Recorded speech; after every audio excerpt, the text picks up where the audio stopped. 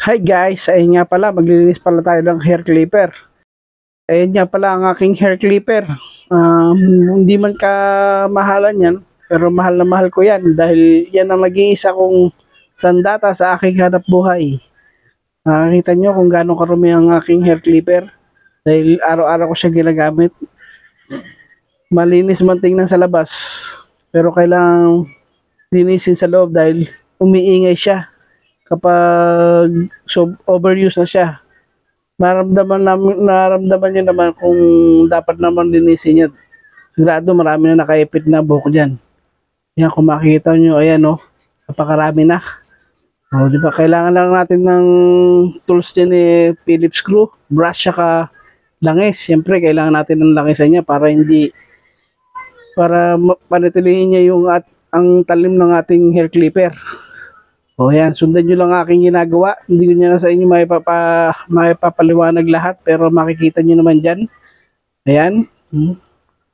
Di ba? Punas lang ng punas.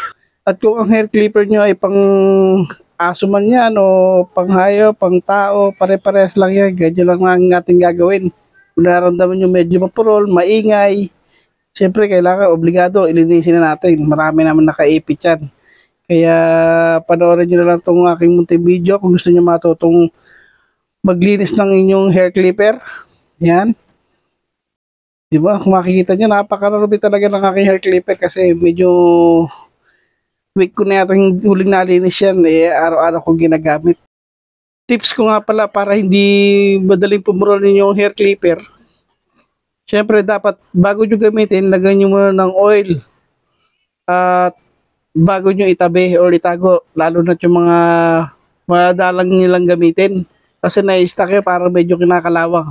Kailangan lang isa nyo bago nyo itago. At saka yung mga gumagamit ng hair clipper ng mga aso, ayan. Kailangan nyo talaga laging nilinisin niya kasi madaling pumasok ang buhok ng hayop at madaling bumara. Kaya nagmumukha parang akala nyo mapurol na pero matalas pa pala. Kalimitan kasi, pag nilinis natin, sa labas lang. Kala natin okay na yon, pero napakarami na pala ng loob, kaya hindi siya nagpapaksyon na maayos. Kaya kailangan natin siya linisin, baklasin, para magpaksyon siya ng mabuti at magamit natin siya ng mabuti. Tips nga pala para sa paglilinis ng ating hair clipper.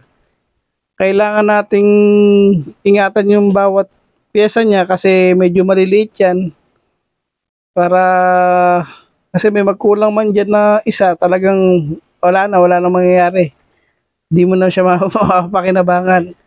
Kaya pero pwede naman bumili, mag-order kayo sa online.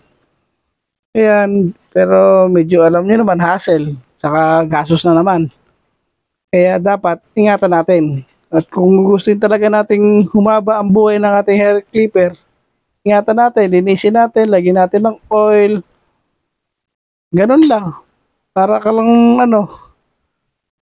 pare-pares lang naman lahat ng hair clipper, kahit pang hayop man o pantao, pang shave man yan, parehas lang din yan. Ganun lang din. Kailangan nating linisin, malit man o malaki yan. Paano guys, hanggang dito na lang aking video. Sana may natutunan kayo. Bye!